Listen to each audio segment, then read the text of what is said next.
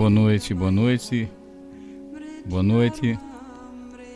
Estamos aqui reunidos com avisos de stop aqui da minha máquina. Eu espero que tudo corra bem. Tem hora que a internet fica péssima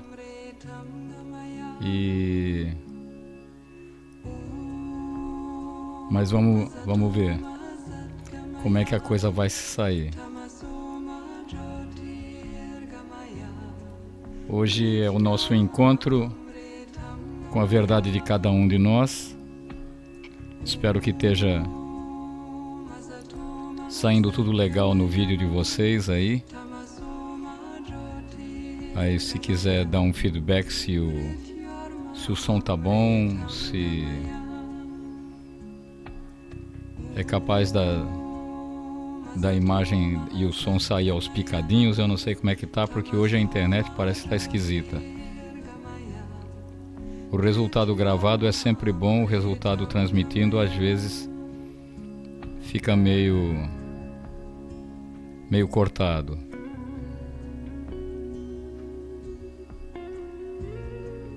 Espero que tudo corra bem. Hoje é dia 14 de setembro de 2016 e o programa Encontros com a Verdade, ou Em Busca da Verdade. Em busca da verdade de cada um de nós. A Sandra, boa noite Sandra, namastê. A Sandra está dizendo que está tudo ok. Então espero que não esteja muito cortado e que esteja tudo bem. Quando eu estou vendo aqui na tela, que ótimo. Que ótimo, obrigado Sandra.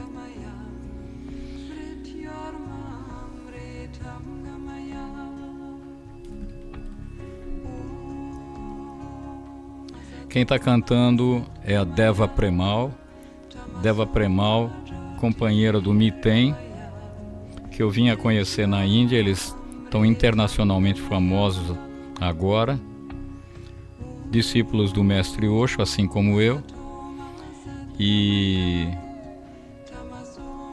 primeiro a Premal, ela só cantava junto com o Miten. O Miten cantava, um roqueiro que se apaixonou pelo Osho e ficou na Índia, pela Índia e pela Europa, e conheceu a Premal. A Premal só tocava violino e cantava com ele. Depois de uns tempos nem violino, só cantando mesmo, vocais de fundo. Até que alguns anos depois, finalmente ela fez o primeiro disco dela, tremendo sucesso, chama-se Essence, onde tem o Gayatri Mantra, Om Bhurvuvasvaha, né? E aí agora deve estar no 14º, 15º CD. O Miten tem outros tantos também. É um negócio estranho. Vocês devem estar notando que de vez em quando eu fico mexendo no meu nariz. De vez em quando eu gravo, me dá uma eletrostática, alguma coisa ligada ao fone de ouvido e a esse microfone que está aí. Me dá uma estática e aí é como se estivesse coçando ligeiramente na ponta do nariz. Vai ver que eu estou contando alguma mentira, apesar de ser encontros com a verdade. Mas a minha verdade não é a sua. A sua verdade não é a minha, a sua verdade não é a de outras pessoas que estão por aí. Cada um tem a sua verdade, né? E eu acho bacana estar com o feedback da Sandra, feedback de vocês, porque a gente muitas vezes não sabe como é que a pessoa do lado de lá está recebendo a coisa. É bom saber se a gente para de gravar ou não. Eu adoro gravar, né? E estamos gravando também a nível da Ustream, porque depois eu vou conseguir subir para YouTube o programa todo, que daqui eu não consigo subir para YouTube. Então vamos deixar registrado hoje, estamos com sorte. Deixa eu ver aqui o que eu gostaria de mostrar para vocês.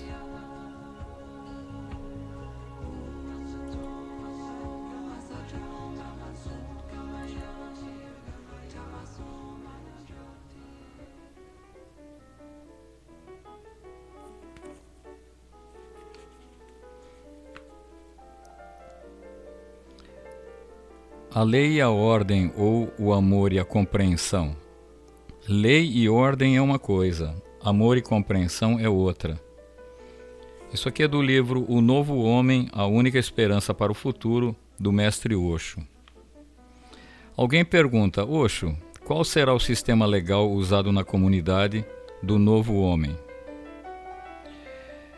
Aí o Osho responde: todos os sistemas legais nada mais são do que a vingança da sociedade, vingança contra aqueles que não se adaptam ao sistema. De acordo comigo, a lei não é para a proteção do que é justo, ela é para a proteção da mente da massa. Se é justo ou injusto não tem importância. A lei é contra o indivíduo e a favor da massa. Ela é um esforço de restringir o indivíduo e sua liberdade e sua possibilidade de ser ele mesmo. As últimas pesquisas científicas são muito reveladoras. As pessoas que são classificadas como criminosas não são responsáveis por seus crimes. Seus crimes são genéticos, elas os herdam. Da mesma maneira que um cego não é responsável pela sua cegueira, um assassino não é responsável pelo assassinato que comete.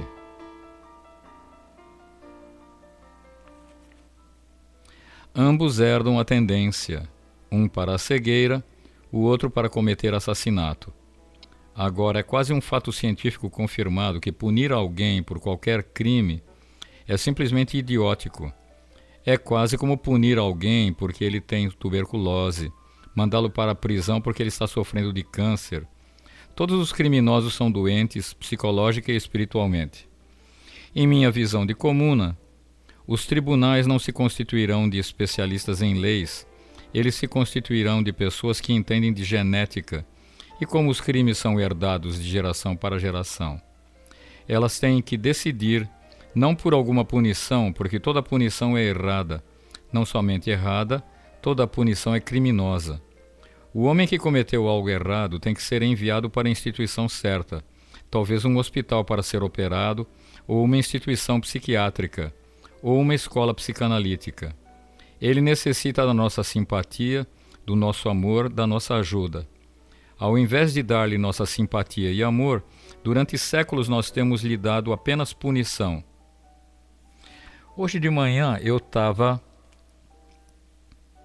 abrindo um livro, uma revista médica, muito legal, muito rica, muito bacana, com poemas, mostrando os grupos musicais e os poemas e livros que médicos andam fazendo. Mas eu tive o desprazer também de ver um artigo muito claro, muito elucidativo, a respeito das punições, entre aspas, religiosas que aconteciam na Idade Média com relação às bruxas. Depois, quando começou a se caçar comunista ou outro tipo de pessoa no mundo, eles também se referem como essa caça aos comunistas como uma caça às bruxas. É como aqui, durante aquela Revolução de 64, que trouxe uma ditadura cruel e perversa, da qual a gente que viveu aquela época não quer nem se lembrar. Realmente foi um negócio torturante. O pessoal caçava bruxas que não existem. Como não existem, na realidade, não é um grande problema, não é um grave problema ser comunista. O problema do comunismo é não ter espiritualidade. O Osho advoga que se o comunismo tivesse uma espiritualidade também aplicada nele, é perfeito. Como não tem, fica um negócio socialista assim só de fachada, só materialista. Então é como aconteceu com a dita Revolução Russa. Aliás, qualquer revolução, né? Qualquer revolução nunca funcionou até hoje. A Revolução Russa, a Revolução Francesa funcionou de certa forma porque eliminou a perversa caça às bruxas, né? Que lá pelos idos dos anos 1400 e qualquer coisa, apareceram dois alemães. Alemão é uma raça, eu tenho descendentes, né? Inteligentíssima, mas quando dá de fazer besteira, para não dizer cagada, é como ninguém também. Por isso que eles se sentem culpados até hoje de terem colocado aquele austríaco imbecil no poder, o Hitler. Dois alemães, eu não lembro, não quero Spengler, eu nem lembro direito do nome dos caras. Eles inventaram um trabalho chamado Malleus Maleficarum. Tem alguma coisa a ver com o martelo das bruxas, em que ele descreve, é um livro que eu li hoje de manhã, com tremendo desprazer, que ele fala, entender que o livro é dividido em 3 partes. Na primeira, eles ensinam o que é uma bruxa. Na segunda, ensinam como descobrir uma bruxa. Número 3, como punir e exorcizar uma bruxa, curando-a, atacando fogo e matando, né? Torturando, e como, inclusive, obter a confissão. Elas confessavam porque os instrumentos de tortura, você não vai acreditar, agora sim, nós vamos chegar no ponto, você não vai acreditar no que eu vou te contar. Mas o tio Taza vai te contar um negócio que você vai ficar muito surpresa, vai cair dura. Vocês vão cair duros aí. Em Barra Bonita, você não vai... olha, juro por Deus que estou falando a verdade, você pode telefonar para a Secretaria de Cultura, falar com a Wanda e perguntar. Ela mesma é testemunha de que isso aconteceu. Houve em Barra Bonita, no Brasil, há alguns anos atrás, uma exposição que as pessoas não são capazes de pagar para o Taza, ou para o Felipe Reis, cantor, ou para o Ricardo Perassoli, cantor, ou para o Gede, entende? Para a Ana Cláudia Sanguita, não são capazes de pagar R$2 para assistir a gente tocar. Todo mundo puxa o saco dizendo que a gente canta bem, mas ninguém quer pagar nada. Mas pagaram uma entrada preta, acho que 10 ou 15 reais, na secretaria, através da Secretaria de Cultura. Veja só, isso sem entrar no mérito de se isso é cultura. Em todo caso, não vamos entrar nesse mérito. Não vamos entrar nesse mérito. Uma exposição que um casal fez, porque eles arrumaram não sei onde instrumentos originais trazidos da Alemanha, porque a ponte que existe em Barra Bonita é muito semelhante à ponte do Rio Reno, só que bem menor, e foi construída por alemães. Não sei se foi a partir daí que rolou, eles conseguiram importar da Europa instrumentos de suplício. Não quero nem pensar em ver uma porcaria dessa. Não consigo. As pessoas, a Wanda me contou que as pessoas pagavam e não pagaram barato não, pagaram até relativamente caro, porque para quem não quer pagar absolutamente nada, como o Barra Bonitense não quer pagar, o pessoal no interior do estado, se é que em São Paulo é melhor do que aqui, eu acho que é. Em Curitiba tem, também nos grandes centros, mas nos centros pequenos, nas cidades pequenas, ninguém quer pagar nada para músico, quer dizer que, poxa, como você canta bem. Isso eu estou sabendo, é verdade. Concordo com as pessoas que me disseram. Eu canto bem e toco bem, sim. Aprendi a lição de casa, né? Estudo faz 60 anos que eu me dedico a esse negócio, ou mais, né? Mas você vai ficar surpresa de saber, então, chocante, que houve uma galeria, um galpão foi arrendado, não sei, como numa feira, como na feira do Anhembi, por exemplo, só com instrumentos de tortura originais. Sabe aquelas camas? Vou contar para você, embora não seja agradável. A mulher, 90% das pessoas acusadas de bruxaria eram mulheres, porque mulher é um bicho super intuitivo, e o clero, os padres daquela época, os bispos e outras pessoas ligadas ao movimento da igreja, desculpa falar assim, mas é que é verdade, tá nos autos, está nos livros, então não estou falando nada que não exista, que é comprovável, todo mundo está sabendo disso daí, né? Agora não se faz mais isso, mas faziam, né?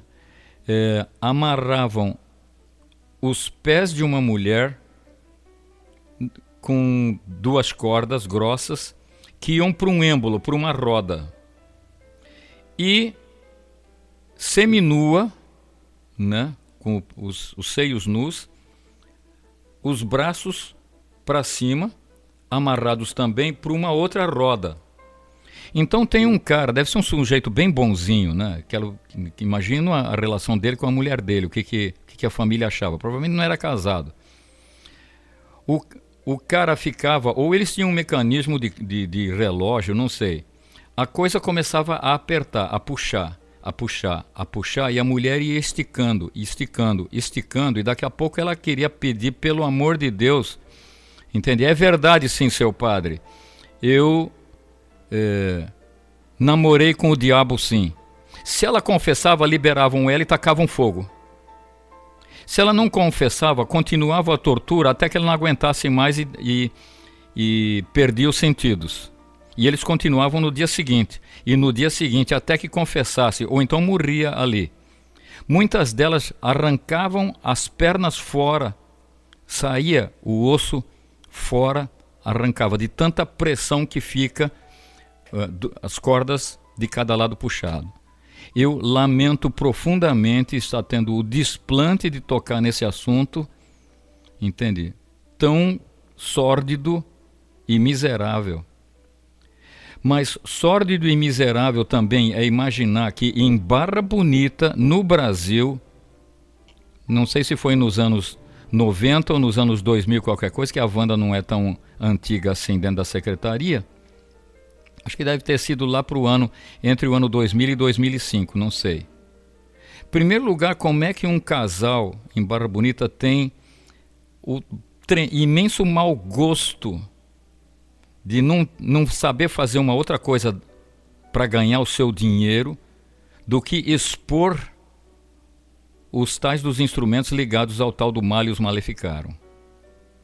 Número 2. Agindo como psicólogo, só dá para dizer o seguinte: por trás de todo ser humano normal tem um sádico, doente mental. Um pouco mais ou um pouco menos ou um mínimo. Vocês que estão me vendo, todo mundo tem um ladinho meio perverso. É muito raro que não tenha. Uma pessoa como Cristo, como Buda, como Lao Tse, como Sócrates nem sei, hein? Mas os iluminados, eu ouvi dizer, não tenho certeza, que o subconsciente deles não... Tá tudo claro. Não existe inconsciente num Buda, num Cristo. Tudo veio à tona. Quando tudo vem à tona, aquilo que é porcaria se desfaz e aquilo que é maravilhoso permanece. Só que enquanto a gente for inconsciente, o inconsciente da gente é como a ponta do iceberg, é pequenininha desse tamanho, mas a parte de baixo que está dentro d'água é imensa. Assim somos nós subconscientemente. Então, por dentro, às vezes, a gente tem algumas perversidades. Sabe quando de vez em quando você vê alguma coisa na televisão e você nota um assassino dentro de você querendo matar a pessoa que fez não sei o quê? E que não vai resolver absolutamente nada, é só mais violência. Mas a gente, enquanto seres inconscientes, nós temos, entende? Toda a sorte de pequenas perversidades lá por dentro, sabe? Todo mundo tem vontade, às vezes, de dar uma cacetada na cabeça de alguém que está fazendo alguma coisa que você considere uma besteira. Então, é dessa maneira. Em primeiro lugar, saber como é que é possível que alguém teve um mau gosto de possuir esses instrumentos nojentos. Número 2, ter a coragem de expô-los. Número 3, ter a coragem de cobrar. Tá certo que guerra é guerra, né? E dinheiro é necessário, mas ter a coragem de cobrar para as pessoas assistirem. Mas não só isso, o que é mais assustador, a Wanda me contou que centenas e centenas de pessoas pagaram entre 10 a 15 reais, eu imagino que seja, considerando-se o cifrão da época, hoje em dia seria pelo menos, ou 20 reais que seja, enfim, pagavam muito mais do que elas não querem pagar para teatro ou música, pagaram para assistir uma nojeira, uma imensa nojeira dessas. Então, realmente, de vez em quando, eu tô me lembrando daquela frase: a humanidade é uma boa ideia, alguém devia colocar isso em prática, porque humanidade não existe, entende? Até hoje o que existe é esse horror. Eu não sei nem se Pois é. Eu nem sei como é que tá aí, Sandra. Qualquer coisa me dá um feedback, que eu até esqueci de ficar olhando. Eu estou notando que fica parado aqui o meu coisa aqui. Bom, enfim, como é que é possível que alguém tenha tido o mau gosto de fazer uma exposição dessa e pessoas vão lá para assistir. São 9 horas e 18 minutos no dia que eu gravei isso aqui, no dia que eu estou gravando isso aqui. E... pois é, eu comecei falando uma enormidade dessa. Aí continua o Osho. A pessoa que cometeu um crime necessita da nossa simpatia, do nosso amor, da nossa ajuda. Ao invés de dar-lhes nossa simpatia e amor, durante séculos nós temos lhe dado apenas punição, que é uma vingança. O homem tem cometido tanta crueldade por trás de nomes tão bonitos como ordem, lei, justiça. O novo homem não terá nenhuma cadeia e não terá nenhum juiz e não terá nenhum especialista em leis. Eles são absolutamente desnecessários. São crescimentos cancerosos no corpo da sociedade.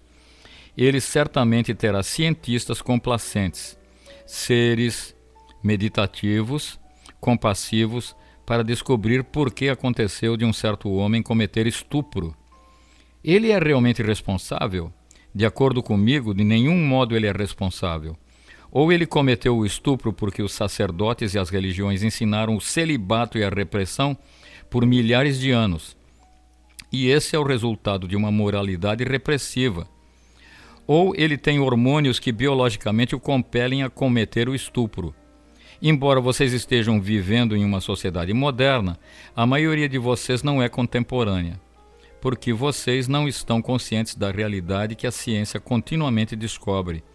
Seu sistema educacional os impede de descobrir isso. Suas religiões os impedem de descobrir isso. Seus governos os impedem de descobrir isso. Um homem é atraído para uma mulher e pensa que está amando. A mulher também pensa que está amando. Mas na verdade científica é que ambos têm certos fatores biológicos, certos hormônios que atraem um ao outro. É por isso que é possível mudar o sexo de uma pessoa de homem para mulher ou de mulher para homem, apenas mudando o sistema hormonal. Uma boa injeção de hormônios e você está cheio de amor. Por isso que de vez em quando eu fico pensando, quer dizer, você, um criminoso exagerado, né, que comete estupros e assassinatos, entende? Se você der uma injeção cavalar de hormônio feminino, ele vai começar a cair os pelos do corpo dele, ele vai começar a ficar com a voz mais fina, vai emagrecer o gogó aqui, a garganta, vai começar a falar fino de uma maneira muito mais maleável, né? Eu não estou propondo isso, mas é sobre isso que o Osho está falando. O homem que estupra talvez tenha mais hormônios do que essas pessoas morais que conseguem viver com uma única mulher por toda a sua vida, pensando que são morais. O fato real é que seus hormônios são muito fracos. Uma mulher é suficiente para seus hormônios ficarem satisfeitos. Um homem com mais hormônios necessitará de mais mulheres. O mesmo será o caso com uma mulher. Não é uma questão de moralidade, é uma questão de biologia. Um homem que estupra necessita de toda a nossa compaixão. Ele necessita de uma determinada operação na qual seus hormônios extras sejam removidos. E ele se aquietará, se acalmará. Ele se tornará um Gautama Buda. Castigá-lo é simplesmente um exercício de estupidez. Castigando-o, você não pode mudar seus hormônios. Jogando-o na cadeia, você criará um homossexual, algum tipo de pervertido. Foi feita uma pesquisa nas prisões americanas. 30% dos internos são homossexuais. Isto de acordo com a confissão deles. Não sabemos quantos não confessaram. 30%, 60%, mas a responsabilidade recai sobre o nosso apego idiótico a religiões que estão ultrapassadas, que não são apoiadas e alimentadas pela pesquisa científica. A comunidade do novo homem será baseada em ciência e não em superstição. Se alguém faz algo que é danoso à comuna, então seu corpo tem que ser examinado. Ele necessita de alguma mudança fisiológica ou mudança biológica. Eu fico pensando que, evidentemente, isso não significa agora que você vai deixar criminoso à solta. Eu tenho a impressão que, claro, que vai precisar de carcereiros, quer dizer, de gente que prenda um cara, quer dizer, se ele for um cara muito perigoso, ele tem que ser examinado. E ele talvez não queira ser examinado de livre e espontânea vontade. Então eu tenho a impressão que em determinados casos essa leitura, essa ideia vai acarretar ele ter que ser examinado na marra de alguma maneira. Aqui eu gostaria de mudar um pouco para uma coisa que eu acho assim significativa e que não acho legal na justiça brasileira, me perdoe falar com todo o respeito que eu nutro por esse país ainda. É o seguinte, me pararam na rua, Taza, o que você acha? A gente estava conversando agora há pouco ali no bar a respeito desse negócio do exame de bafômetro e teve uma pessoa, entende, que se recusou a fazer o exame de se ele tinha bebido ou não. O que eu respondi para a pessoa é mais ou menos óbvio que eu estou comentando aqui. Então, para que serve isso? Se a pessoa, entende, pode se recusar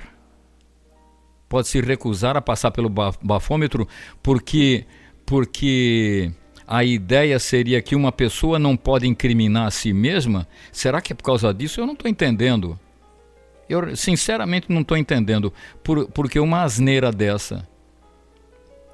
Tem gente aí que eu soube, outro dia, alguém estava bêbado, declaradamente bêbado, entende? Perdeu o controle do carro, subiu na calçada, passou em cima de umas 4 pessoas que estavam do lado de fora, sentado numa mesa bebendo uma cerveja. De repente um maluco, ou maluca, um maluco, perde o controle, atestadamente bêbada, e o que eu soube há poucos dias atrás, entende? É que a pessoa está em liberdade. Viva a liberdade! Viva a liberdade! Agora, não espera que eu concorde que essa pessoa esteja em liberdade sem ter sido tratada de alguma maneira. Mas é que até que as coisas nesse país, ou nesse mundo, vamos dizer assim, fiquem mais harmônicas e inteligentes e perfeitas,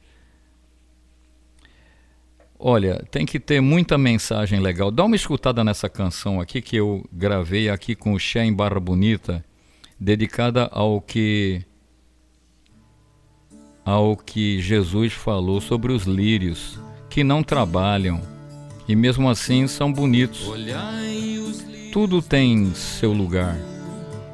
Eles vivem por si só, não trabalham, não tecem, estão ao relento, ao sabor desse vento. Ainda assim são bonitos, mais bonitos que reis, que princesas, modelos.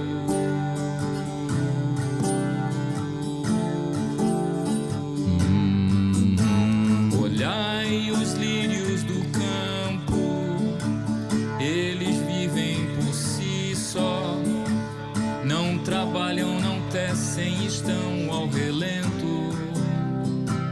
Eles vivem assim, sem você e sem mim.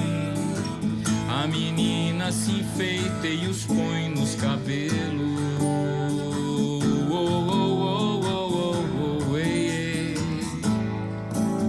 Olhai os lírios do campo, eles vivem por si só, não trabalham, não tecem, estão ao relento, ao sabor desse vento. Ainda assim são bonitos, mais bonitos que reis, que princesas, modelos. Yeah, yeah, yeah, yeah.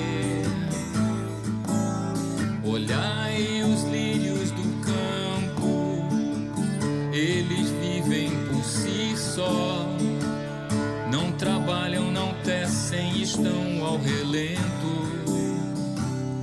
Eles vivem assim, sem você e sem mim. A menina se enfeita e os põe nos cabelos. Olhai os lírios do campo. Super legal. Eu tô com uma edição da National Geographic de 2011. E em 2011, o editor, um norte-americano, diz o seguinte: a população do planeta vai chegar a 4 bilhões neste ano. Está escrito 7 aqui. Mas não é preciso visitar Delhi com seus 22 milhões de habitantes na Índia. 22 milhões de habitantes só na cidade de Delhi. Olha só, hein? Na Índia ou a China, que abriga 1/5 da população mundial, para entender as consequências. Quando volto ao lugar em que nasci, diz ele, o condado de Jackson, no Oregon, já não encontro mais os campos onde costumava cortar feno, desencavar cebolas ou colher peras. Em seu lugar agora há condomínios e lojas. Não me surpreende, pois a população do condado mais que triplicou durante a minha vida. Diante da rapidez do desenvolvimento em minha cidade natal, eu me pergunto o que o futuro reserva para o resto do mundo. Neste mês começamos a explorar esse futuro. Outras reportagens virão ao longo do ano. Robert Kunzig, o editor responsável por questões ambientais, inaugura a série com uma história da população humana no mundo. As questões associadas ao crescimento demográfico parecem intermináveis. Pobreza, desmatamento, suprimento de águas e alimentos, saneamento, mudanças climáticas, taxas de fecundidade. É uma coisa fantástica. Essa é uma edição riquíssima, né? Do tempo em que ainda se faziam revistas. Essas revistas provavelmente continuam, que a internet está tomando conta, né? Mas uma boa revista, um bom livro ainda é um negócio super legal. Eu tô com um recorte de jornal ali na sala, então não vai dar para buscar. Eu hoje fiquei espantado, na Folha de São Paulo, saiu uma reportagem de uma página bem merecida, de uma menina, eu peço perdão, não lembro do nome dela, mas ela, com tenra idade, já tinha lido, não sei se 50 livros ou qualquer coisa assim. E adorava livros. E ela queria ter mais livros. Uma alma muito ancestral. Uma alma muito antiga, muito sábia. Ela queria compartilhar livros e revistas com as coleguinhas e coleguinhas de escola e da vizinhança. Ela recebeu algumas doações, mas só 40 livros. Daí ela abriu uma página na internet pedindo ao largo, entende? Contribuições. Uma pessoa que morava na cidade de São José do Rio Preto, onde ela mora, eu não me lembro do nome dela, mas eu te amo, sabe? Bacana, bacana mesmo, gostei. Alguma pessoa que era empresária nessa cidade achou tão bacana o pedido dela que foi lá e ajudou a família a construir, ela e a mãe dela, parece que são sozinhas, sei lá, e ajudou a construir toda uma infraestrutura num quarto dos fundos, que para as pessoas chegarem lá tem que passar por dentro da cozinha da casa dela, mas a mãe é extremamente compreensiva e achou super legal. E todo o quarto dos fundos, entende, é forrado de livros, e houveram doações a nível de uns 5.000 livros. E ela convida as pessoas que moram nas redondezas e dos colégios, e vai gente de toda sorte lá, pelo que eu entendi, vai um monte de gente. Eu acho um negócio muito bacana. E agora a meta dela é escrever um livro. Eu fico pensando, olha, que alma nobre, não, numa criança que eu acho que tem uns 9 anos de idade, uma coisa assim, se não me engano. 9, 12, nessa faixa, não sei. Negócio maravilhoso, fantástico. E ela quer, você precisa ver ela escrevendo a nobreza, o português correto, entende? Maravilhoso, o português impecável, sabe? Eu não acho que eles tenham editado, seria muita cara de pau. Eu acho a Folha muito, muito idônea nisso daí. Eu sinto que eles não editaram para melhorar o português dela. Eu acho que ela escreve bem mesmo também, de ler uma alma tão ancestral e de ler tantos bons livros, né? Em vez de funk, não sei mais o que. Bom, não vamos nem tocar nos assuntos negativos. Eu gosto da Rádio Mundial porque eles têm a Rádio da Boa Notícia. A Rádio Mundial funciona ou pela internet ou lá em São Paulo. Não sei se é 85.7 ou o que é. A Rádio Mundial é uma rádio esotérica que fala em terapias, meditações e tudo mais e tal. Reiki, tarô, essas coisas todas essas ciências, né? Dianética, por aí vai. Professora Ademar Ramos e outros, né?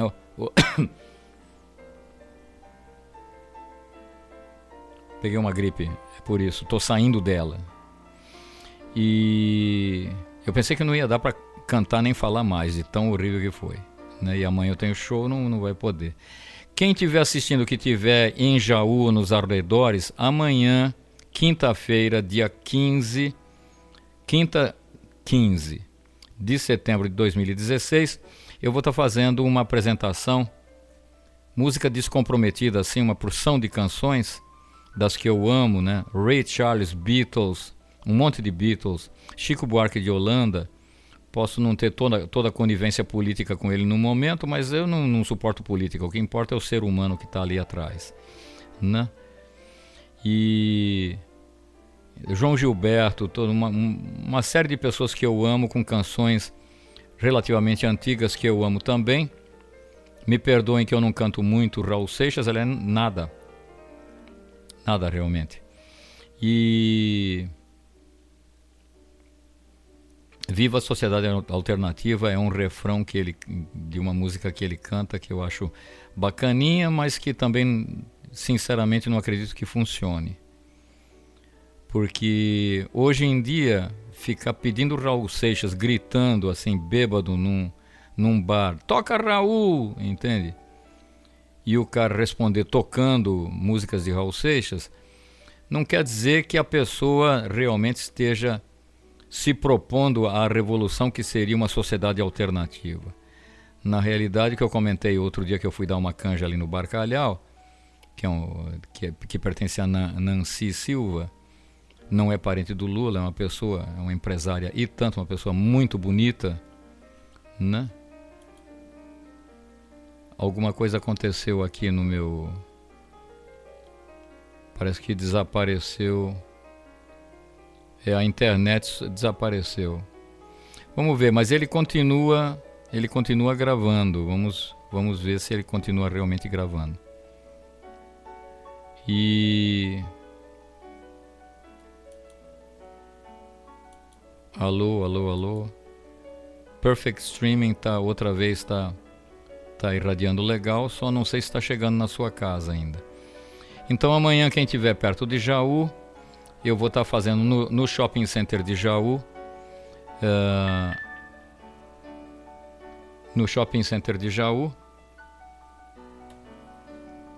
na Praça de Alimentação. A Praça de Alimentação é no segundo andar, onde tem uma série de restaurantes e tem uma série de mesas e tem um local para os músicos ficarem, né? Caiu, mas já voltou, diz a Sandra. Que legal. A internet tem dia que está assim, infernal. Né? Domingo de manhã, sábado de noite, por exemplo. Sábado de noite não, sábado de noite é terrível, mas de madrugada, por exemplo, né? Qualquer coisa eu vou começar a gravar de madrugada, certas coisas, né? Então, eu estava falando da apresentação musical que eu vou fazer amanhã, das 7h30 às 9h30, no Shopping Center de Jaú, na Praça de Alimentação. E estão todos convidados, quem tiver, nas imediações.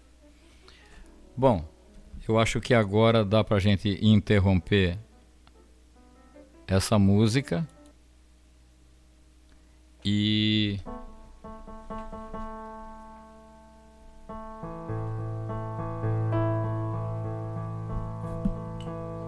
passar para o nosso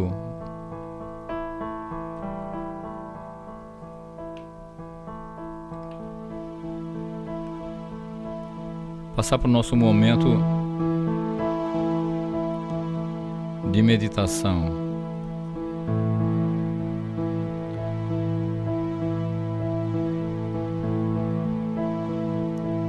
É só entoar. Respirando fundo, a respiração é muito importante.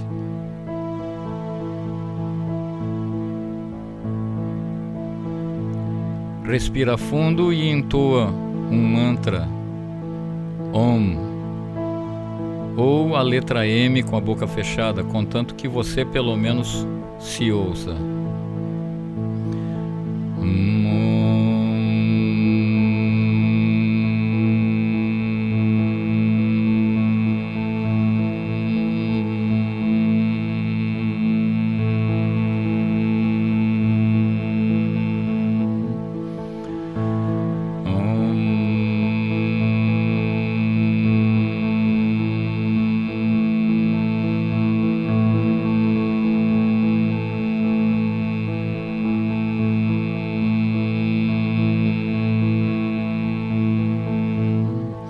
Você pode fechar os olhos se quiser, sempre inspirar bastante, respirar bem fundo e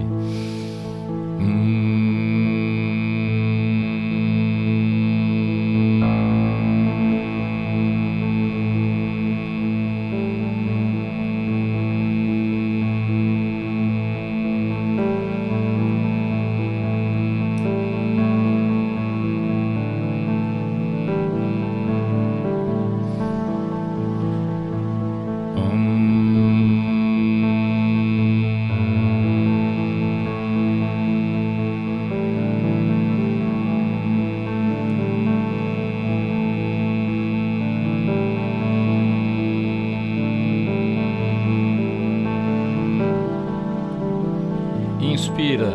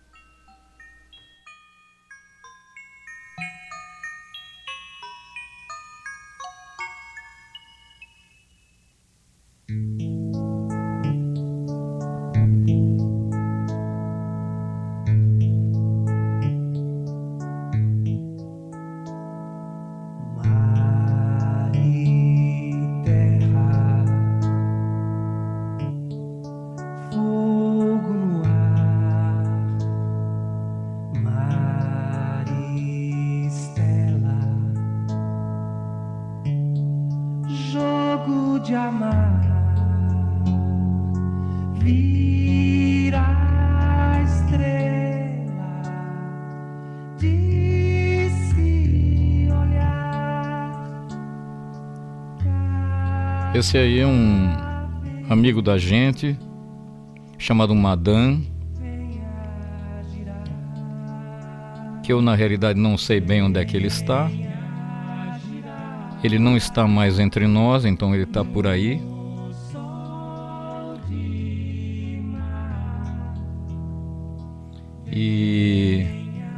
Mas em algum lugar ele está. Eu tenho certeza que ele está aqui porque deixou todo um acervo, como essa canção que nós gravamos juntos, né?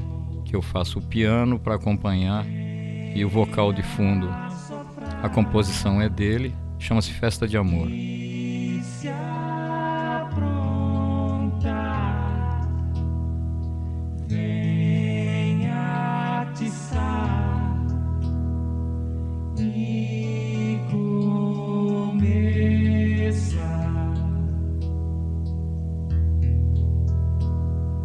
Festa de amor é aqui, em todo lugar, na terra e no mar. A festa de amor é aqui, em todo lugar, na terra e no mar.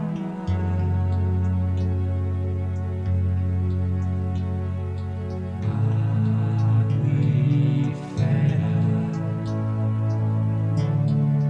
brincam no mar. Uma esfera sobe pro ar. Gabriel. Eu acho interessante comentar que, embora seja assim meio desagradável lembrar, hoje tem algumas memórias assim meio anormais. A gente se conheceu, eu e esse cara, o Madan, deve ter sido lá para 1978, ainda estávamos com uma severa ditadura no país, que eu não gosto nem de me lembrar. Muito desagradável. Agora, houveram momentos épicos. Eu não gostava de submeter as minhas canções à censura federal.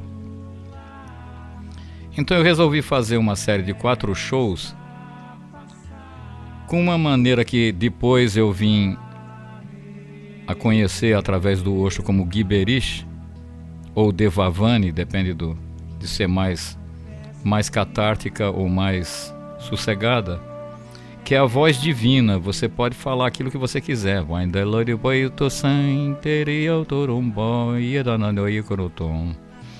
E aí eu não passava por censura, porque ninguém poderia me acusar de nada. Eu não ia cantar nada, e eu nunca cantava nada mesmo. Quando eu fiz a primeira apresentação, quando eu fui sair, tinha um cara bonito, assim. Eu acho que se Jesus existiu realmente, eu acho que devia ser bonito que nem ele. Com uma zabumba, com uma sandália de correia, bem capixaba, assim, bem baiano, assim. E veio me cumprimentar falando, pô, gostei demais do que você fez com esse negócio dos vocais e tudo mais e tal. Foi um amor à primeira vista, assim, convidei imediatamente ele a participar comigo das 3 outras apresentações. A gente carregava tudo quanto é instrumento musical possível e imaginável, o órgão da orquestra do meu velho, o Valdemiro, 5 violões, instrumentos de percussão, até amplificadores, meio toscos, mas que funcionavam e tudo mais e tal. E uma vez por semana, quer dizer, foram 4 semanas, a primeira sem ele, as outras 3 com. Foi um negócio muito fantástico, e depois que a gente se conheceu, ele acabou compondo Festa de Amor.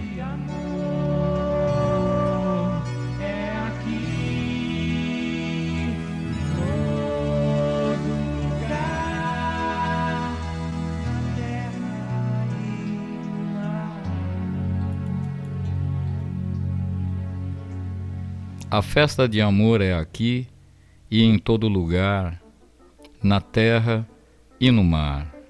Muito lindo. Então, vamos nos aproximando do nosso final aqui, lembrando de 2 coisas. Uma é uma meditação que eu vou ler aqui, uma sugestão de meditação do Osho para de noite. E outra é alguma coisa que diz respeito a esse programa. Em primeiro lugar, eu peço desculpas que eu ainda estou me recuperando de gripe, então tem hora que a voz engripa, né? Mas tá, dentre mortos e feridos, parece que nos saímos bem, né? O que eu estou me lembrando é o seguinte: de 45 em 45 minutos, ou talvez mais exatamente de 48 em 48 minutos, o ser humano muda de energia, do yin para o yang, do yang para o yin. Então, se a gente estiver fazendo alguma coisa mais agitada, depois de 45 ou 46 minutos, 46, por exemplo, seria uma média, né? Depois de 46 minutos é bom mudar. Então, se você tiver... Por isso que as meditações do Osho, 99% delas, conta com 45 minutos de atividade e daí 15 de descanso, 15 de silêncio. O silêncio é que é a parte mais importante, o pessoal não entende isso muitas vezes. O silêncio é a parte mais importante da história.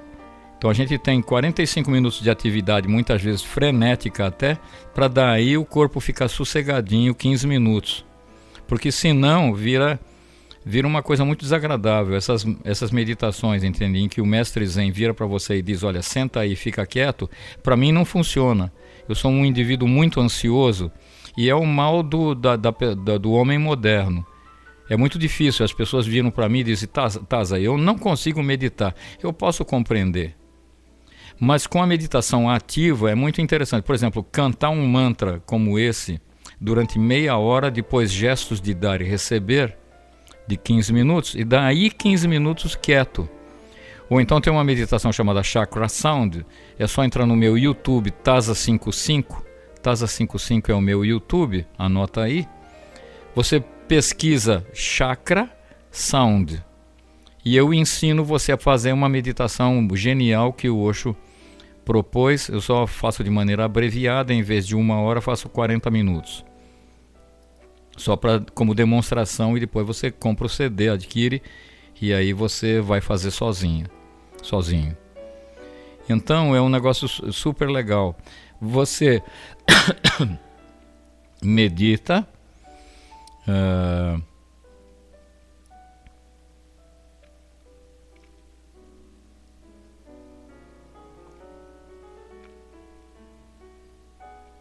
de uma maneira frenética, cantando, pulando, dançando, e daí tem 15 minutos de parada silenciosa onde a meditação pode acontecer. Esse negócio de gripe é um saco, caramba.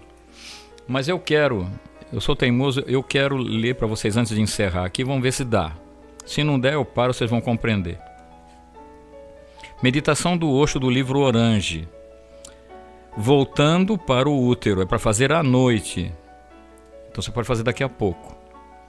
Antes de dormir, sente-se na cama. Sente-se de modo relaxado e feche os olhos. Sinta o corpo relaxando. Se o corpo começar a pender para a frente, permita. Isso pode acontecer. Ele pode chegar a uma posição fetal. Por exemplo, você começa sentado, né? Em posição de lótus, e qualquer coisa você se dobra para frente. Se sentir vontade, entre na posição fetal, torne-se uma criança no útero de sua mãe.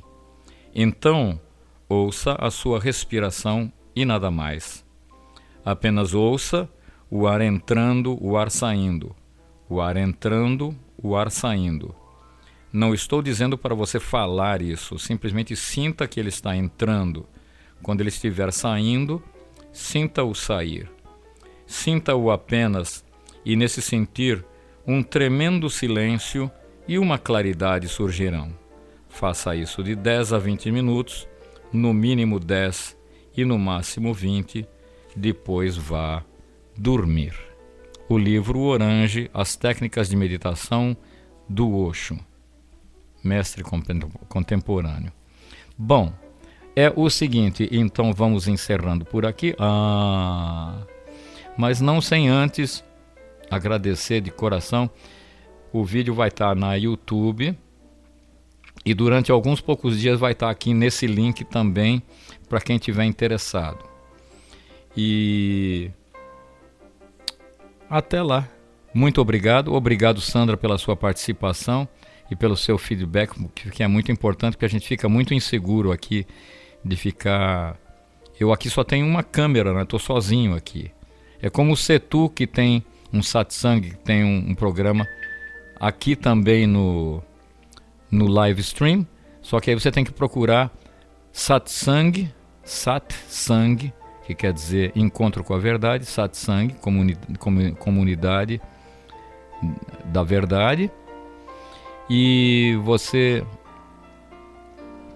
digita Prem Setu, terça-feira às 10 horas da noite, é uma coisa maravilhosa que ele faz. Eu fico realmente muito feliz com aquilo lá.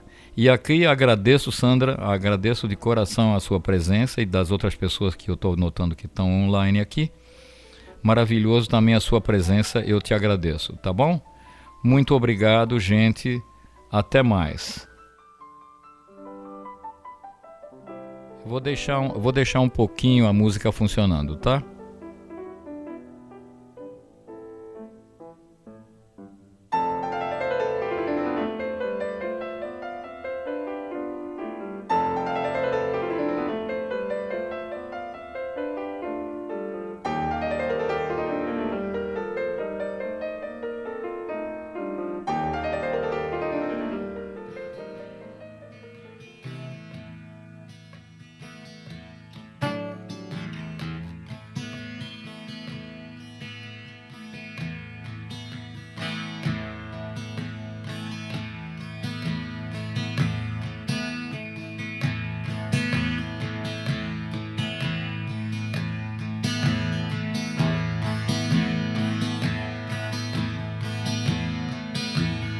Coming from the beyond, staring at life, you look for the sky, great compassion arises when I see people living in hell. Here and now there is danger, but there is bliss. For life is real, great compassion arises, stairway to heaven. Living here and now, when you need his eyes, life is not logical. Life is really real now.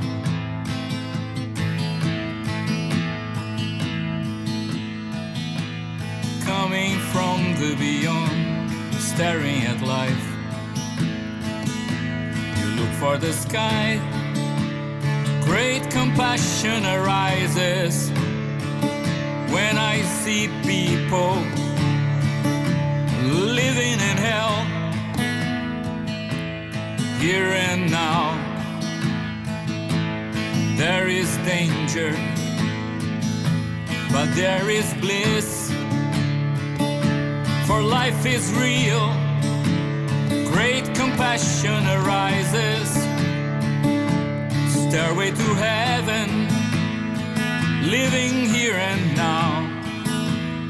What you need is eyes. Oh yes, life is not logical.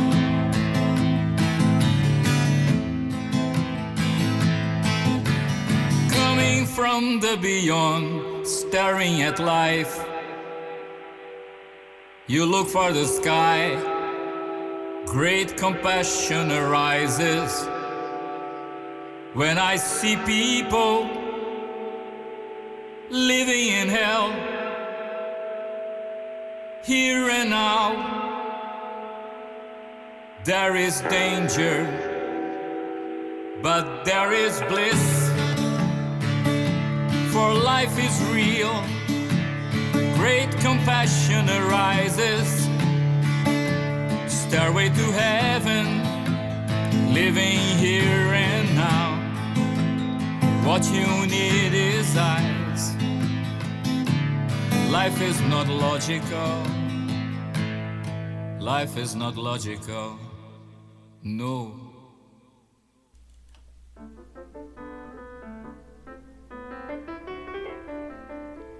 Bom dia, consciência. Aqui é Sérgio Taza falando de Barra Bonita para o mundo, como diz meu amigo Hélio Palmesan. Para o mundo.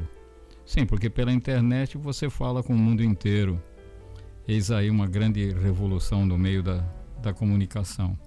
O meio da comunicação provendo uma revolução de usos e costumes, né? Bom, eu estou sempre experimentando e experienciando coisas, e esse é o primeiro de um novo ciclo que eu estou tentando aqui. Eu estou com um jornal na minha frente, na página da Folha de São Paulo, sobre ciência e saúde. É da edição de sexta-feira, 26 de agosto de 2016. Eu confesso que, por mais que a gente se preocupe com dengue, se fala de dengue aqui, dengue lá, zika, né? Até o meu amigo Matheus dizendo, poxa vida, deu zika aqui. Isso ele já falava antes que eu conhecesse a história do mosquito. Mas o que o Sérgio Taza não sabia é que a coisa mundialmente é realmente gravíssimo, pelo que me parece aqui. É quase que uma página inteira desse Ciência e Saúde falando sobre os métodos de combate ou de tentativa de prevenção da doença e da ação do mosquito. Aqui está escrito o seguinte: Estados Unidos investem 30 milhões de dólares contra a Zika. Subtítulo: Agência de Combate à Pobreza do país anunciou 21 projetos que receberão financiamento, incluindo um brasileiro. Combate à pobreza, vírgula, do país. Quer dizer, eles combatendo a pobreza nos países. É isso que eles querem dizer, não ficou muito claro aqui não. As propostas incluem chinelo com repelente e uma armadilha da USP de São Carlos que identifica o Aedes pelo bater das asas. Eu achei um negócio tão absolutamente genial. Parabéns para a Universidade de São Paulo em São Carlos. Aqui está escrito assim: visto de fora, o sistema idealizado pela equipe da USP lembra um samburá, o recipiente de tela usado por pescadores para guardar peixes recém-pescados. Dentro da armadilha temos a isca, uma fonte de dióxido de carbono, porque mosquito gosta de CO2, mosquito gosta de dióxido de carbono, gás liberado pela respiração que atrai os mosquitos sequiosos de sangue humano. Um ventilador estrategicamente posicionado, papel adesivo e um sensor a laser. Gente, esse sensor a laser, cada inseto tem um ritmo de batida de asas. E o Zika difere de outros, por exemplo, de uma abelha, de outros mosquitos e de moscas. Através... E o jornal diz que é 99% de acerto né? A precisão do sistema. Quando algum inseto voador se aventura dentro da armadilha, o movimento de suas asas interrompe parcialmente a passagem do laser. É justamente o ritmo do voo típico de cada espécie que permite saber que o intruso é um Aedes aegypti e não uma abelha inocente, digamos. No caso da abelha inocente, o inseto é automaticamente devolvido à natureza. No primeiro, o mosquito da dengue, olha que genial, o mosquito da dengue é empurrado pelo ventilador rumo ao papel adesivo. A precisão do sistema é da ordem de 99%. 99%. Dados da Folha de São Paulo, Ciência e Saúde. A captura em si, porém, não é o mais importante. O sistema vai contabilizar os mosquitos capturados e repassar essa informação para um aplicativo de smartphone do dono da casa via tecnologia Bluetooth. A partir daí, podemos sugerir medidas bem simples, como esvaziar recipientes de água após uma chuva. Uma semana depois, o sistema vai fazer uma nova contagem dos mosquitos capturados e informar se as ações deram resultado, explica Batista, cujo projeto recebeu da USAID um financiamento de $500 mil pelos próximos 2 anos. Quer dizer, eles estão investindo. O que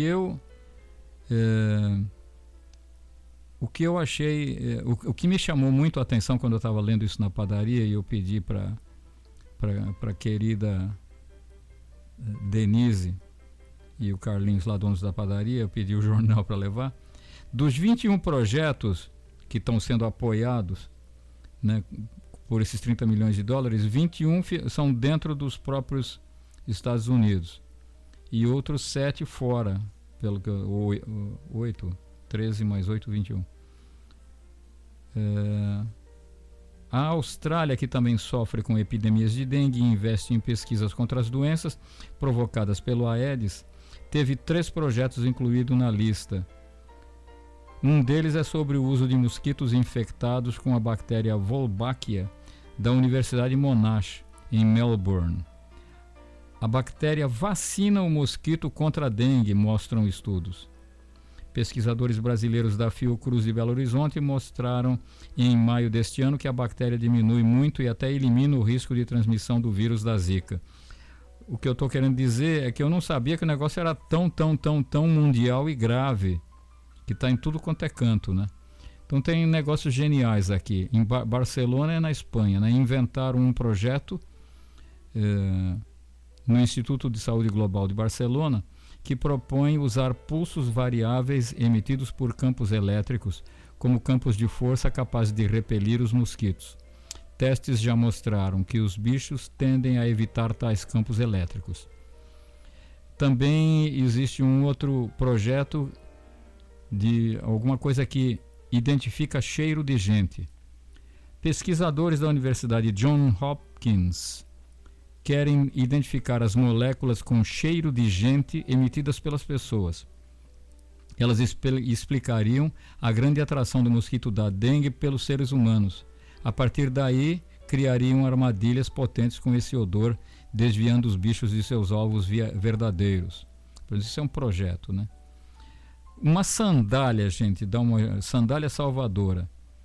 Instituto de Pesquisa de Ifakara, na Tanzânia, propõe que se use sandálias com tiras impregnadas com transflutrin, um inseticida barato e potente. A ação do inseticida duraria cerca de 6 meses, protegendo áreas muito picadas pelos mosquitos, os pés e os tornozelos. Uma armadilha de laser é aquilo que a gente já estava lendo, que é o sistema criado pela USP de São Carlos, parabéns, usa gás carbônico para atrair insetos para uma armadilha de tela. O ritmo do bater das asas identifica a espécie e o sexo do bicho. Um ventilador faz com que ele grude numa folha de papel adesivo. Os dados são enviados para um aplicativo de celular que ajuda a mapear o grau de infestação de uma região. E um laboratório portátil, olha aí, empresas da área de diagnóstico propõem criar aparelhos que examinam na hora o sangue, a urina, a saliva e a secreção nasal de pacientes febris, detectando o DNA do vírus e flagrando a infecção.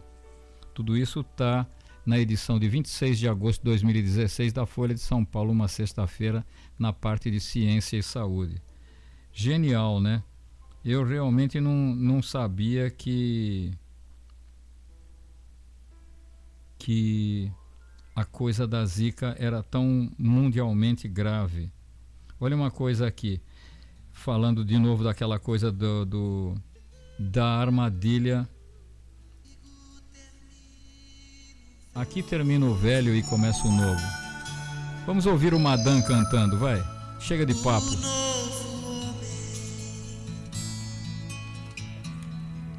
Sem ideologia, sem filosofia, sem religião.